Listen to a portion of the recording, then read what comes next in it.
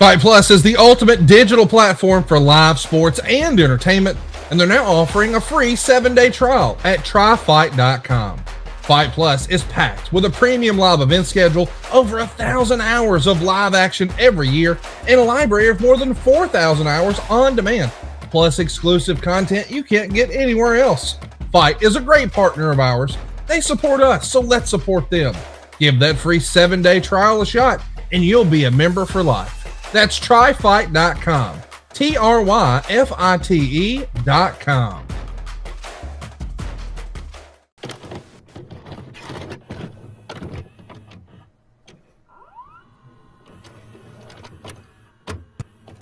As cold as a razor blade, as tight as a tourniquet, like the skin on a dying man. I don't want a piece of the world. I want the whole world.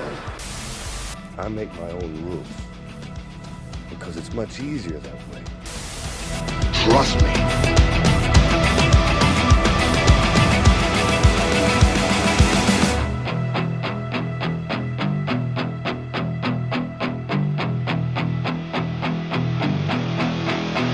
What's up, everybody? It's Marcus D'Angelo, and we are back for another episode of the Snake Pit. And you know who I'm with. Senor. It's the legend himself, Jake the Snake Roberts. What's up, man? I am here to talk about AAA. That's right, folks. We are talking about Jake's brief but very eventful stay in AAA. And man, there's so much to talk about. You know, I referenced it last week and I was like, yeah, we're going to talk about AAA next week. I didn't realize, as usual, that there's going to be so much to discuss that we got to break it into a couple episodes. So, man, I'm excited. I don't know about you. Very excited. Man, I can tell already this is going to be a fun one. Oh, yeah. I'm going to get in a lot of trouble. Well, that's what we're here for. We'll make it happen. All right. Before we start, I would like to just give the setup to everybody so we can kind of paint the full picture of what's going on here in your career. So, following WrestleMania 892, of course, you're finished with the WWF and perhaps not on the best of terms afterwards. And you head down to Atlanta for WCW, and that's a bad experience. It doesn't last very long. And so you're coming off red hot angles in both of the biggest promotions in America. You're considered a huge star at this point, and now you kind of got burnt bridges at these major promotions. Fast forward a couple months, and here you are. You're ready to make your debut for Mexico's biggest promotion, AAA, at the first ever TripleMania. It's an event that would go on to be like their WrestleMania, and really, honestly, probably more like the Super Bowl in that culture because wrestling is so big. Jake, do you have any recollection of being contacted to make your way down south of the border? Yeah, I do, man. Oh gosh, the guy I wrestled. What was his name? You had a couple. You worked with Conan and then Conan. Yeah, Conan contacted me and talked to me about the situation. And I was all for it, man. Let's do it. Hell yeah, man! Look, you can't really quite paint the picture of just how big wrestling is in Mexico. Really, truly part of the culture, right? Absolutely, man. They were just truly in love with wrestling, and they believed. Oh my God, they believed. And I mean, for a guy like you, this perfect heel, Rudo, so easy, as they call it down there, man, oh man, what an opportunity for you to really sink your teeth into something. You know what was tough, man, is when I first met with them, they said, Jake, we don't want you to go down. We want you to always be standing. If someone does something to you, you just knock them out of the air. That's not my style. No. But it sure was fun doing it. Because I'd swat them like flies and they'd just go flying around the ring, man. You know, we mentioned it on the podcast before. Kevin Nash credits you with learning how to be a big man. And I think that he may have been referencing it was either this or some stuff he did in WCW when you were working against smaller opponents, where it was like always kind of teasing going down, but never quite getting there until like the very end. So yeah, to this day, Kevin Nash says like, hey, look, I didn't really know how to do it until I watched Jake do it. Yeah, I appreciate you saying that, man. I really do. What was your first interaction like with Antonio Pena, the owner of the company? It was okay. You know, I mean, the language barrier caused a lot of problems. Mhm. But they gave me an interpreter, and we became friends. And so after that, we were all right. Man, it's I can't even begin to imagine. There's a lot going on. And yeah, one of the videos that we're going to be watching this week, Jake, it's there's maybe a little miscommunication while we're out there, and we'll get your take on it here Okay. shortly. Jake, had you ever worked in Mexico previously? No, gosh, no, I hadn't. I did not know anything about the way they did things down there. And Oh, they do a lot of things that I just don't like okay, like at what? all. The way they throw each other into the ropes and stuff, and just, simple things, but they just make a cartoon out of it, Mm. And I hated that. The way they throw people off. And if we see one, I'll tell you. Okay. Yeah, it's like look, it's a lot of people compare modern wrestling today to Cirque du Soleil, Yeah, and absolutely. I think that a lot of the influence certainly came during that WCW era when actually Conan was bringing in a lot of Yep. cruiserweights, and next thing you know, it's everybody thinks that that's the new standard in professional Everybody wrestling. thinks that you got to do it that way. That brought all the little men in. Yep. We'll reference Kevin Nash one more time. He used to call them vanilla midgets. Guys who were like Midgets. below 6 foot tall. Yep. It's funny. So you had gone over there though, kind of just crossing the border as a youngster, right? Yeah, as a kid, I did. Yeah. Okay. Now, did you have any anxiety at all? But I mean, because look, we hear all these things about when you go to Mexico, and especially in Tijuana, where like you don't just have to watch out for criminals down there. Sometimes the police will come and take advantage of them. Yeah, absolutely, man. They're crooked as shit down there, man. I know. I took a bus trip with all the guys, and we got pulled over by the army. And they came on the bus, and they said, "We know that you have drugs on the bus, and we want them." And nobody had anything, so they just stood there. And after like an hour and a half, they said, "Maybe there is a way that you can continue. You pay the fine now, and we let you go." So they talked to what's his name, the owner, Pena. Pena. He pulled out some fucking money, man, and gave it to him, and they left and let us go. Man, I've heard the horror stories about Americans going down there to have some Yeah, fun, and man. like police will take you to an ATM and make you just take out all your money and give it to them. So Absolutely.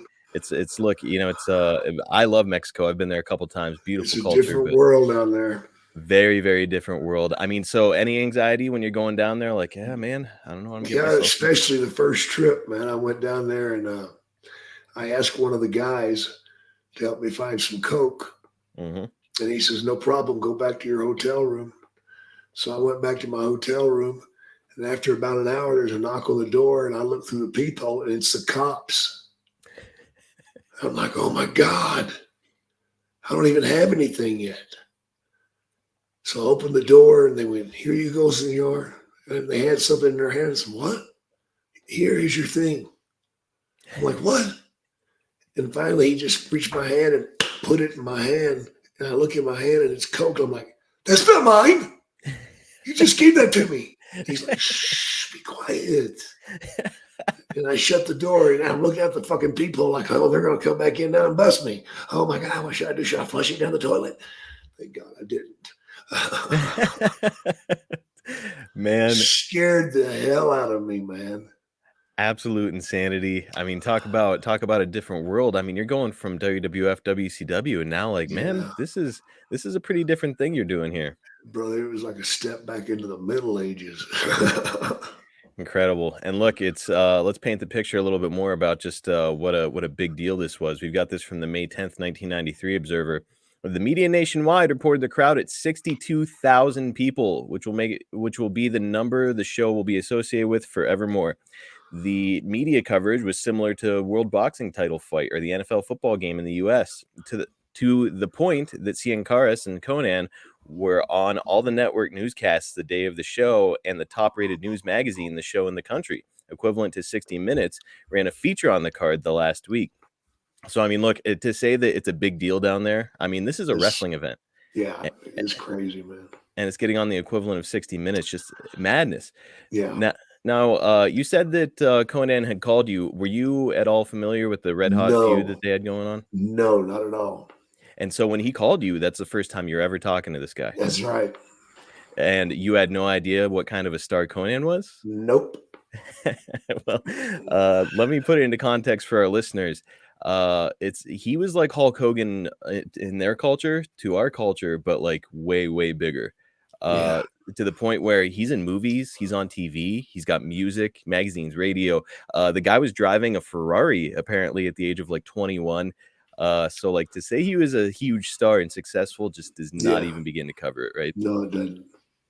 And I mean, here you are, Jake. You're done with WCW, WWF, but now you're in this other promotion, and you're about to be rubbing shoulders with this guy. I mean, pretty awesome opportunity. Yeah, I didn't have any idea how big of a star he was till I got down there. And the only way I could play it up was like, yeah, you're a big star in Sydney, you know.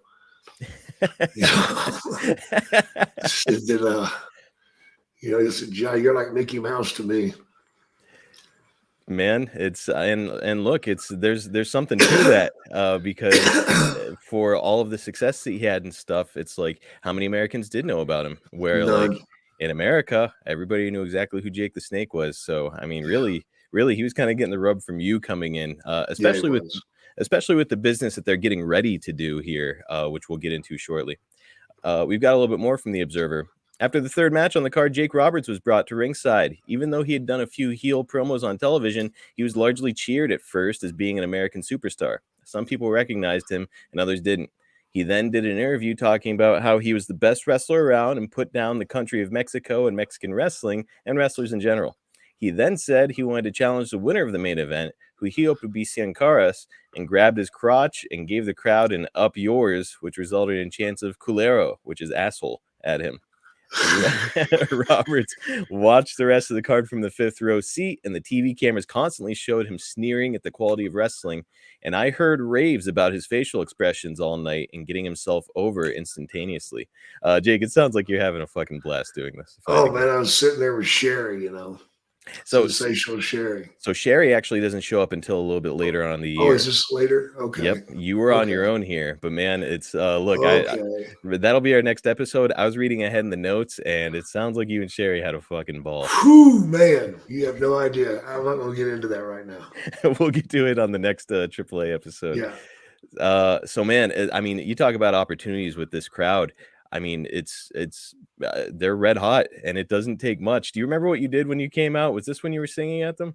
No, I wasn't singing to him this one. No. Just a couple lewd gestures. Just a couple of lewd gestures, and that's it.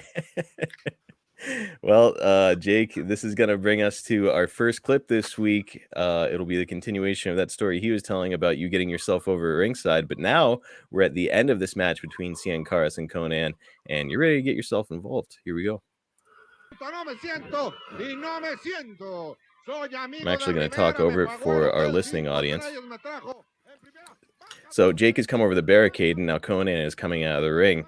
Jake is kind of berating Sin Caras, giving him a hard time, and he grabbed a mini here, and he's just flinging him into the ring. Yeah, after I kicked him a couple of times. Dude, fantastic. Just watching you haul him up and sling him like he was a sack of potatoes. All right, now you're getting into it with Caras, who you wanted to win this match. Yeah. And a scuffle's ensuing. He tore your shirt. You're shooting some punches in, and there's a big one. Yeah, that's the one that busted his nose. And a body slam on the outside. He is grabbing his nose. He's in a bad way at ringside for real. Well, there's a reason that happened, because it was set up that he would just sell the first thing I did to him. Mm-hmm. And when I did something to him, he hulked up on my ass. Well, and look, it's, there's a language barrier, so you got to do something to make him understand. All right, now breaking his nose, he understood that. Yeah, you don't have to be fluent in anything to understand that one. All right, now you're brawling on the outside with Conan. The ref is doing his count. So, man, Conan's going to get eliminated. Falling you into the crowd. Jake going into that crowd fucking took a giant nut sack. Yeah, it did. And I You- paid for it. we'll tell that story in a second. Conan is eliminated. That is it. Cien Caras gets the win, and Jake gets a lot of heat. So, what happened when we went into the crowd, Jake? Well, that's when the real shots started coming, man. I got about 4 shots before I realized, I better fucking start fighting. And I hit a couple of them and they went down and they kind of backed off after that.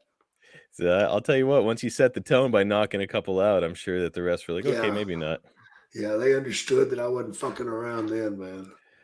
I'm certainly glad they did. Fall down, because they had the numbers on me for sure. Whew, God almighty. Yeah, there were, what did it say? 62,000 folks in there, something Yeah. like that. And pretty much all of them hated your guts. So Yeah. that's a lot you're up against. And It's look, like being in my hometown. how could anybody dislike you, Jake? That's what I want to know. I don't know, man. It's Well, a funky world. it is a funky world. And look, it's we mentioned it. You set the tone there with Cien Caras, who is not selling for you. We're gonna post that clip on social media because you can kind of see you're giving him your left jabs and he's not selling them. And you can kind of see this look on your face where you're like, okay, fuck it, and you just punch him right in the face. That's it, bro. He's going down one way or the other. Well, any words backstage afterwards? Not a fucking word. Not from him or Conan or anybody. Nope. Not a word. Why do you think that is? I mean, if that happens in America, I'm sure some guy's getting in your face, right? Yeah, I guess so. But I think Pena had already talked to him. Okay. And I told the interpreters to tell those motherfuckers the reason they got that is they wouldn't go down. Mm-hmm. It was set up for them to take one fucking punch and go down, and that was it. Instead, I got to hit the motherfucker 5 fucking times. Yeah, I mean, it's bullshit and really kind of going into business for himself there at the end of it. Yeah, he was. I think another part to consider here is I don't know how tall Cien Caras was, but I saw him next to you. He was not a big man. No. So I don't think he'd want to get backstage and bow up with you. I don't think so.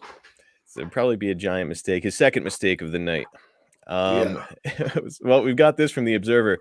After the show, there was so much heat that there was an estimated 5,000 fans waiting outside the heel dressing room at 3 a.m. for Roberts before they finally got the crowd to disperse and could get Roberts safely out of the building. Was this a night that you got drunk with Perro Aguayo? Yes, it is. We sat backstage and drank tequila, man, until 3 a.m. Ooh, God almighty. Did you ever drink tequila again after that experience? Yeah, sure. I don't know if I'd be able to. One full night of it. I'm a drunk and an addict at the time, man. It was just a good night for me. Oh, okay. Well, now Perro Aguayo, he's a veteran himself. Been in the business for a long time. I think only a little bit older than you, but pretty cool that you're getting to rub shoulders with some of these legends down here. Did you know anything about him, or was it just I just knew he was a star. Okay, and you're like, hey, here's another guy who's nice. I'll hang out with him. Yeah. He didn't speak a word of English either. Well, you guys had a job ahead of you getting rid of all that tequila, so it's all right. You don't have to talk. We worked on it. Well, I don't know. Probably a weird question, but I think it's worth asking. I'm gonna guess that this night you probably didn't go out. It was pretty late by the time you wrapped up at the building. God, no, I don't think. I think I got to the hotel at 4:15. But as your time in Mexico continued, do you go out and enjoy the nightlife at all, or not so much? Because the heat. The heat, man. Anywhere I went, people start talking, man. I'd start hearing them buzzing, then all of a sudden there'd be 5 of them, then there'd be 10 of them, then there'd be 20 of them, then there'd be 40 of them. And now I'm like, holy fuck, let me get in one of these stores, man. And I'd go inside the store, man, and just watch and make sure nobody came in. That's scary, dude. I mean, I was, man. I was scared for my life. I don't know if in that circumstance, like, can you say like, hey, who wants a picture or something? I don't speak their fucking language, man. Oh God. Yeah, that's bad. That's a rough scene. And you're an American down there, and they know that you're famous, and so I'm sure most of them are also thinking like, "Hey, fuck this guy! He came into our country, we hate him." But also, I wonder if he's got some money on him. Oh yeah, exactly. Whew. Yeah, they told me not to wear a lot of jewelry and all that shit. So they warned me about that. Man, Well, we've got a wild story in the next one about you and some money down there, and we'll get there eventually. Hey guys, Double J, Jeff Jarrett. Need to call a timeout real quick here. I wanted to tell your listeners what I've been telling my world listeners for a while now. It's about all the incredible things happening over on adfreeshows.com. On a bonus episode of Arn, the Enforcer watches back Beach Blast 92 with the Ultimate Heel and Babyface in Rick Rude and Ricky Steamboat. Draw me a baby face, something that everybody could get behind, kids, women, old folks, young folks, men, all guys wanted to be him. Women, I'm sure, wanted to be with him. He was the all-around package. On volume 55 of the Ask Conrad series, Conrad talks about some of his dream podcast partners, including a couple of degenerates. From inside the business and taking over and NXT and all that, I don't think you could get a better podcast partner than Triple H there, just because he's done so much. However, if you're talking about wanting to learn more about the psychology of wrestling and what makes a match and how to develop talent and all that, could you beat Shawn Michaels? Hey, that's just a small taste of what Ad Free Shows has waiting for you, including a brand new perk, getting to join in on the live recordings of the shows with 4 levels to choose from. See for yourself why Ad Free Shows is the best value in wrestling today. Sign up now at adfreeshows.com. That's right, sign up today at adfreeshows.com. So at this point, were you told at all that you'd be coming back, or was it still kind of up in the air? No, I knew I was coming back. It was just the beginning. Okay, but you hadn't signed this. These are all handshake agreements, right? Yep.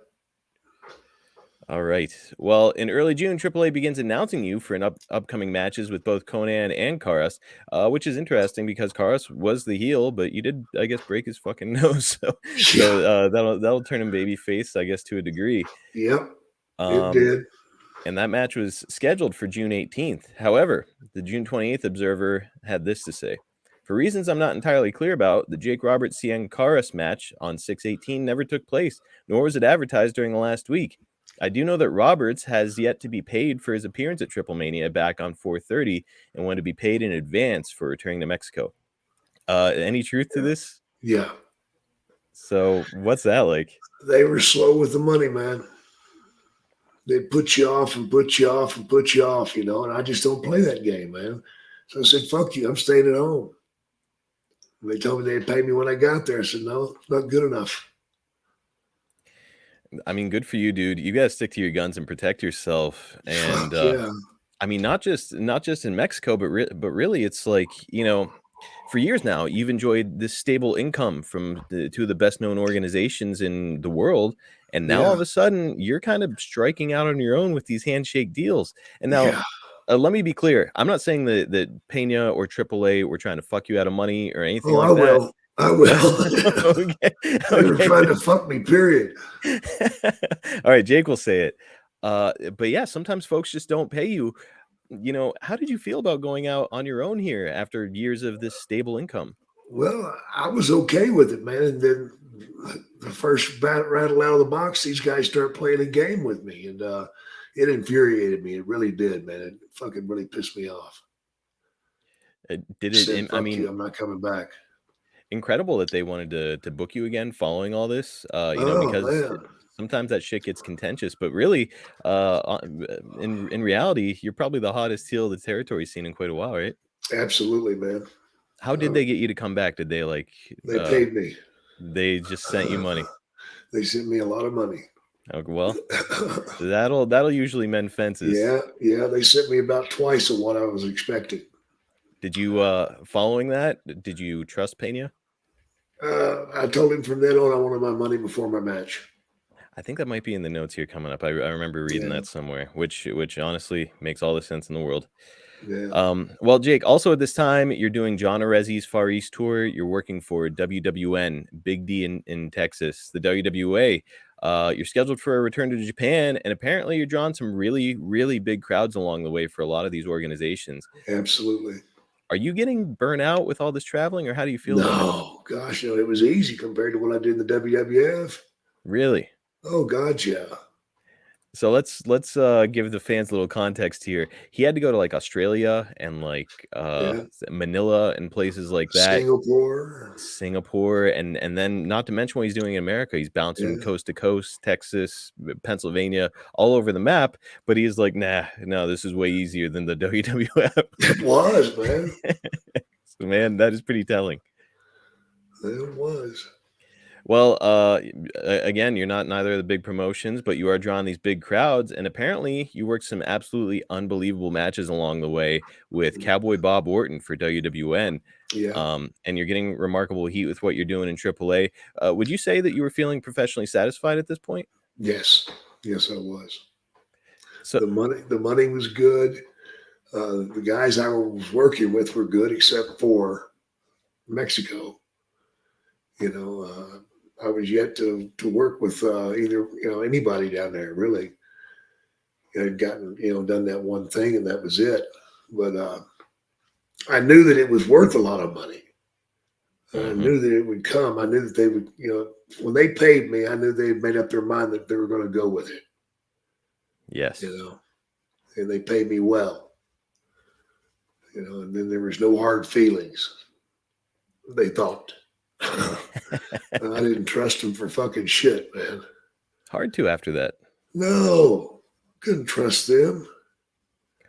Well, especially putting yourself out there. You're putting your body on the line with some of these Putting insane their life fans. on the line. Yes, and it's like they can't just commit to paying you what they told you they were going to pay you. No, there's got to be a little more in there for danger.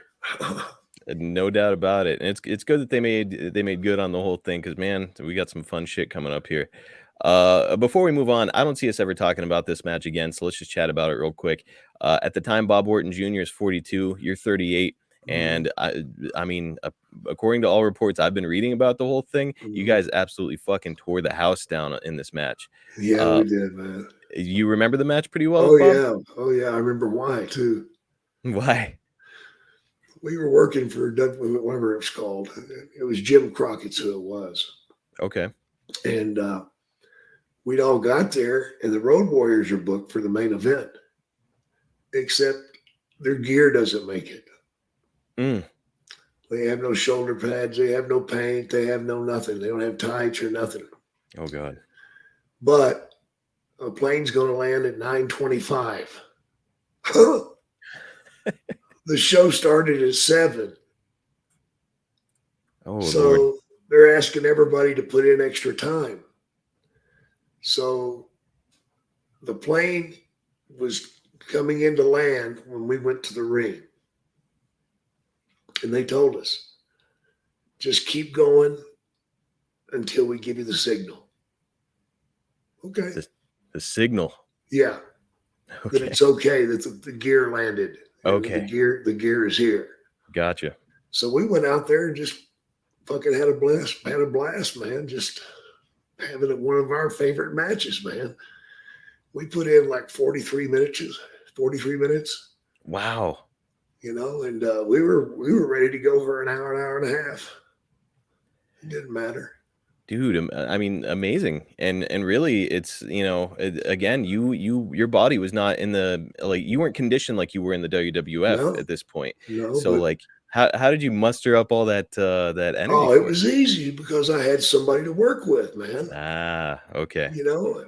Well, I know when we walked backstage, everybody was clapping and cheering us, and all that shit. And Jimmy Crockett says, "Oh my God, I can't believe it. I haven't seen a match like that in 20 years." And I looked at him and I said, "Yeah, you know why? Because you fired all the fucking guys that knew how to work and went with a bunch of kids that just looked good." Mm-hmm. And he just went, which was the truth. It was the truth. He killed his own fucking territory, man. Yep. It's true. And look, again, Orton's 42, you're 38. I mean, you guys aren't spring chickens. You're both veterans in the business at this point, but still you're prime, man. You're working circles around everybody. Yeah, it was easy, man. Yeah, and falling off a horse. Just like falling off a horse. Yeah, you fall off of it and you get your ass back up and keep going, man. Well, and look, I say that you're not spring chickens. Conrad is famous for referencing AJ Styles and his age all the time. I think AJ is like 44, 45, something like that, Yeah. and at the top of his game. So really, age is really just kind of a number in this business. It is a number, man. Depends on what you've done to your body and how you're taking care of yourself. Yep. Bob was certainly capable to go an hour easy. So was I. Why don't you think that Bob got another opportunity in one of the big People were promotions? scared of him. For what? When he drank, he got pretty wild. Ah, okay. I gotcha. That's his business, though. Well, now you yourself, again, we said it, you're drawing these big crowds, and you said you're making some really good money along the way. Yeah. At this point, is there any hope in your heart that you'll get back to WWF or no? I didn't care at the time whether I did or I didn't.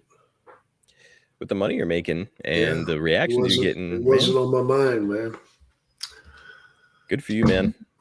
Well, the July 12th Observer, it's announced that New York attorney Ron Scholar signed a deal to start a new promotion called the International Wrestling Council, which will largely be an American offshoot of Mexico City's AAA promotion, since AAA promoter Antonio Pena will be the booker and will supply the talent, while the promotion would also use American performers.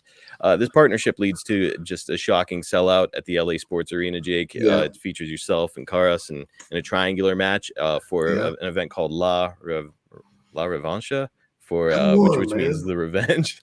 So I'm Italian. I don't know how to say this shit. See, man, this arrangement is a really, really big deal. Now that you and Pena have kind of mended fences, are you like, hey, okay, I think I backed the right horse here?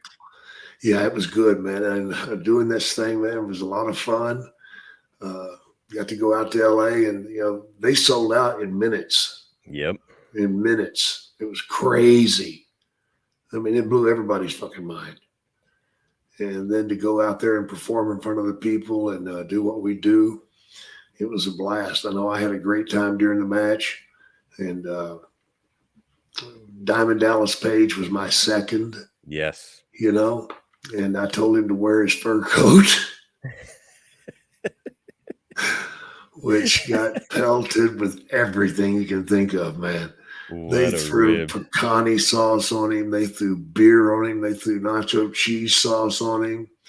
They battered him. They threw fucking batteries at him. He took a fucking beating, man. I mean, a real fucking beating. Then we had to fight our way out of the ring to the dressing room. Now, when you get back to the dressing room, is Dallas all over you like, you motherfucker?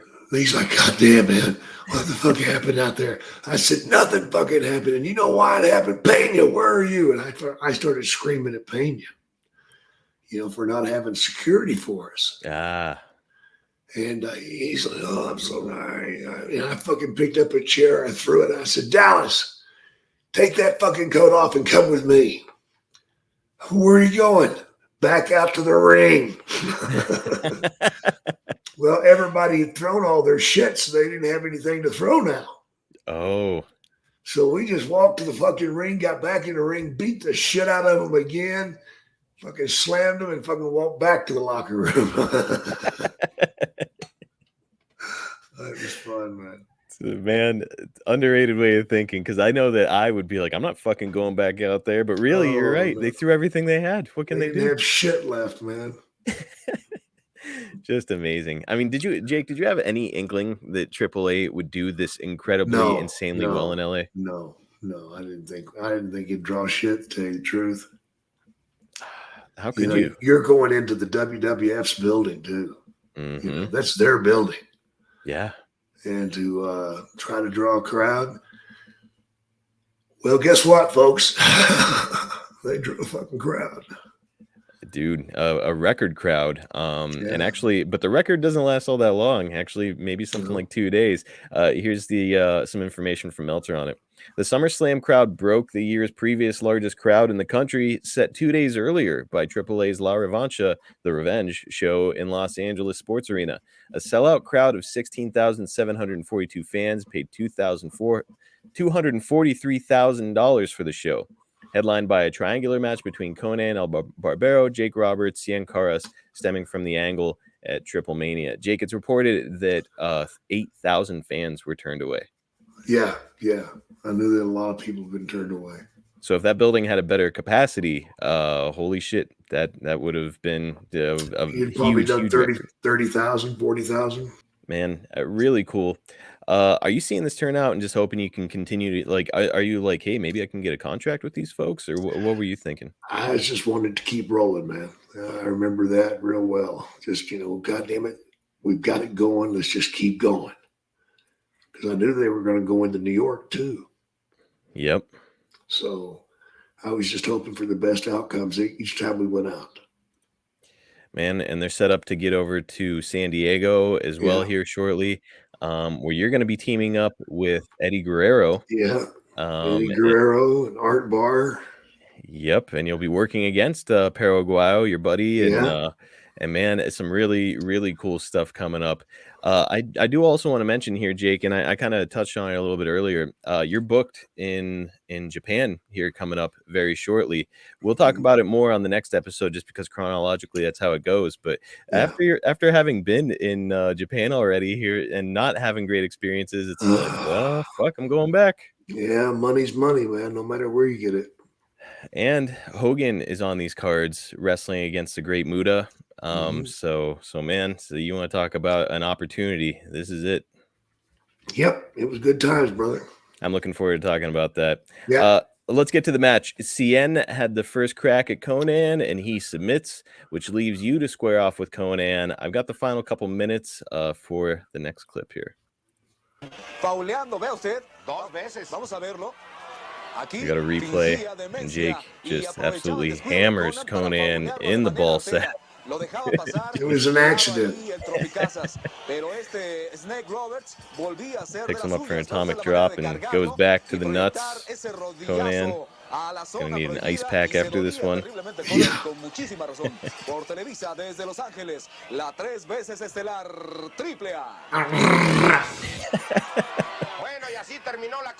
There's your buddy Dallas at ringside with you. He's got on that vest.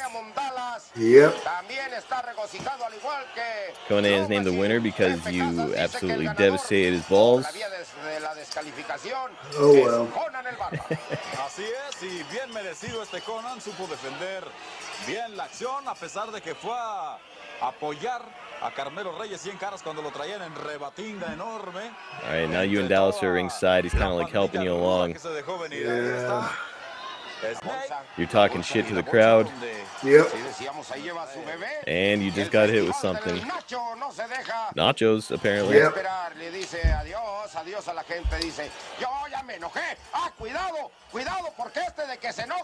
Oh, man. All right, you're bringing out probably, it looks like a garter snake. What is that thing? It's a cobra.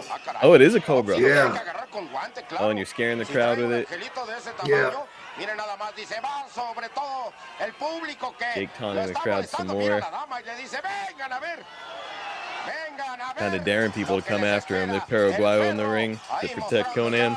It looks like you and Dallas are going to take a powder before you come back out to the ring and kick some ass.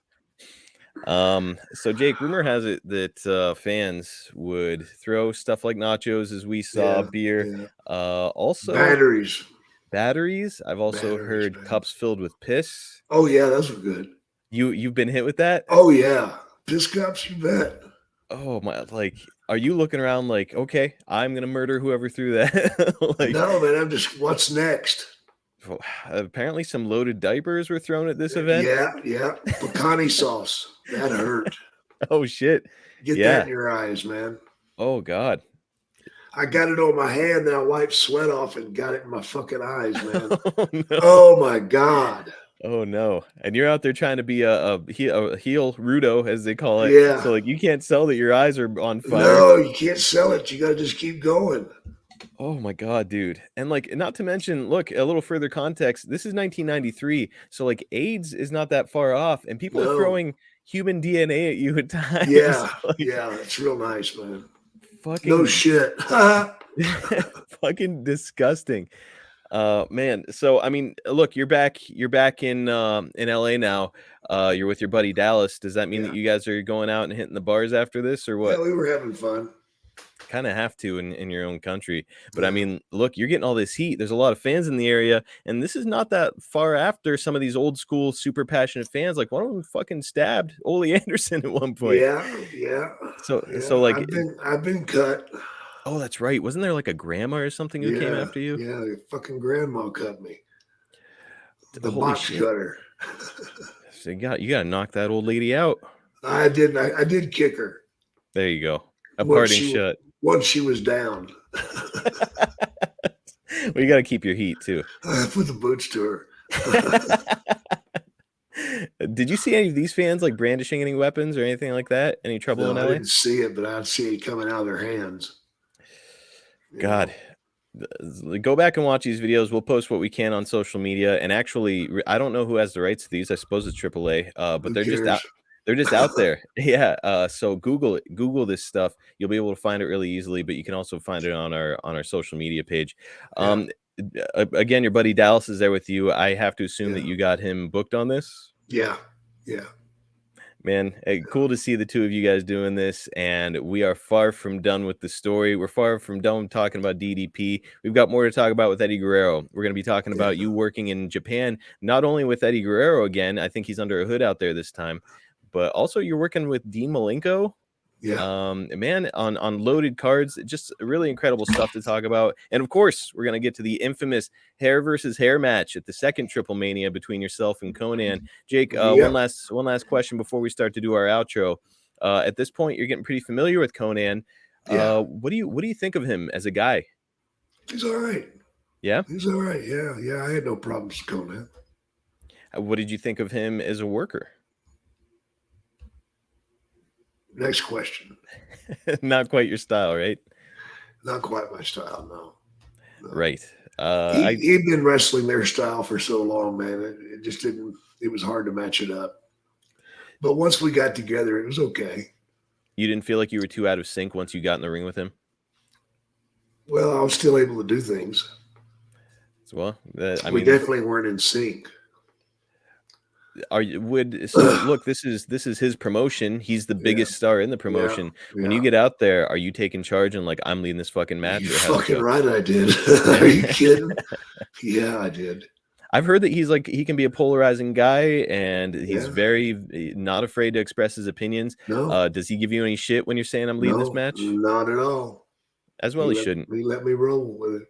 As well, he shouldn't. Not only are you older, not only do you have more experience, but really, it's look. You're let's face it. In this country, you're a bigger star. Period. Yeah, absolutely. All right, Jake. This was awesome. I can't wait to continue the story next week. Talk about Sherry Martel and all the rest. Oh my God. So actually, I said it wrong. We're not next week, because next week, Jake, we're doing one of your favorites. It's another Questions. edition. Yep, we're doing another Hell edition of yeah. Ask Jake Anything. The week after that, we're going to continue the story of AAA. And man, look, listeners, if you enjoyed this episode, the best is yet to come. We have got some wild shit to get through, and I cannot wait to talk to you about it, man. Absolutely. But look, if you do want to ask a question on Ask Jake Anything, we're probably going to be recording that episode next week as we're recording this one. So you've still got time. Just head over to Snake Pit Pod on all social media platforms and go ahead and fire over your question. And if it's a good one, we'll add it. Look, if you're looking to attract that 25 to 54 male demographic to your product or service, why haven't you gone to advertisewithsnake.com yet? Jake the Snake Roberts, he is the 25 to 54 demographic, man. You're talking about the prime fans that loved and watched Jake the Snake Roberts. And buddy, we will get you results. We will get eyes and ears on your product and service. Just give us a try. Head over to advertiselwithsnake.com. Look, we use the same advertisers all the time, and there's a damn good reason for it. It's because what we do works. Get over there and team up with the Hall of Famer. JakeTheSnake.com is rocking and rolling. Things are selling out pretty regularly over there, and you don't want to miss your chance to get your hands on some of it. Jake, I know you've still got a few of those signed Ultimate Edition 2-packs of yourself and Rick Rude. Absolutely. But Just look, a couple. there's a couple, and they're not going to last long. These are collectible. Look, they're expensive without being signed by Jake Roberts. Jake Roberts is signing them over there. So, man, get over to JakeTheSnakeShop.com. If you don't have this in your wrestling collection, or if you're a Jake collector and you don't own this, you better get on it, brother. Look, if you can't make it to one of Jake's signings, get the next best thing with Cameo from Jake at cameo.com/JakeSnake. Here's a recent review from an anonymous source on Cameo. I was in a bad place when I asked for your help and didn't give you much info about myself. I'm 28, big fan of wrestling. I'm from Newcastle, England, and I just want to thank you for sending me that personalized video. I watched your journey from the bottom to the top to the bottom and back up again. You're a hero. You've saved people like me. You don't even know. Thank you, Jake. So, man, look, Jake is over there having a lot of fun on Cameo. He can quit your job for you, break up with your girlfriend, tell you a funny story. Jake is doing a lot of cool shit over there. But also, if you just need some motivation, get over to cameo.com/JakeSnake because he's your guy. Look, we know summer is almost here, and we've got you covered at boxofgimmicks.com. We just added beach towels, some stylish shorts, a couple actually versions of shorts, and they're awesome. Tank tops, badass fanny packs, so you can keep all your shit in it when you go to the beach, and nobody's going to steal it. Don't wait. Get over to the Snake Pit page at boxofgimmicks.com. Check us out on YouTube at youtube.com/@SnakePitPod for short clips from the show, highlights, and some exclusive content. We also recently did a giveaway, and man, we got some huge reactions for that. It was really cool. It was a signed Jake card, and we're going to do more. All you've got to do to be eligible, get over there, like, subscribe, hit the notifications bell, and you're in, brother. Also, if you've enjoyed our podcast, please like, subscribe, and give us a 5-star review on all platforms. It helps us out a ton. And just a reminder, you can get the Snake Pit and all of our other shows in our network at adfreeshows.com, early and ad-free when you join up, starting at just $9 a month. It's less than 15 cents an episode each month. Just get over there and check it out. If you're a wrestling fan and you haven't done it, what are you doing? Get over there. Just give it a shot. Catch Jake on Twitter at JakeSnakeDDT, on Instagram at JakeTheSnakeDDT, and on Facebook at Real Jake the Snake. You can follow me at Marcus P. D'Angelo on Twitter. You can follow the podcast, as I mentioned, at Snake Pit Pod on all social media platforms. Jake, this was a fucking blast, dude. Yeah, man. Another good time. Another good time. Well, the good times are rolling. We got plenty more here, and we'll catch you next time right here on the Snake Pit. All right. Hey, I got an idea. How about we beat some house payments up this month? Well, I like the sound of that, Mr. Holly. Here's what we're talking about. You take a little summer vacation from your house payments. You can skip your next 2 house payments, and you don't need perfect credit or money out of your pocket to do this. But maybe best of all, in 2 months, you've got a cheaper monthly payment. How much can they save, Big Dust? $200, $300, $400, $500 a month, baby. Even more than that. Sometimes fans have saved $600, $700, even $800 a month. Hang on, baby, but you talking about people with perfect credit, ain't you? No, sir. You don't need perfect credit to save money. Even credit scores in the 500s will qualify. You can even buy a house with no money down. I'm talking to you if you're still a renter. After all these payments, what have they got to show for it, Macho? They ain't got nothing. Nothing to show, brother. Nothing at all. Freak out. But it's gonna take all day to do, right? No, sir. Come on, you know the deal. It's a couple of clicks right now. You couldn't even find another apartment this easy. You'd have to pay your first month's rent, your last month's rent, and a security deposit. But we can get you a house of your very own with no money down right now. Whether you're looking to remodel your house, maybe turn your house into your dream home with no money out of pocket, or just get into a brand new house, we can make it happen right now. And it's important to remember when you go there, you're dealing with me, Conrad Thompson, First Family Mortgage. NMLS number 65084, Equal Housing Lender.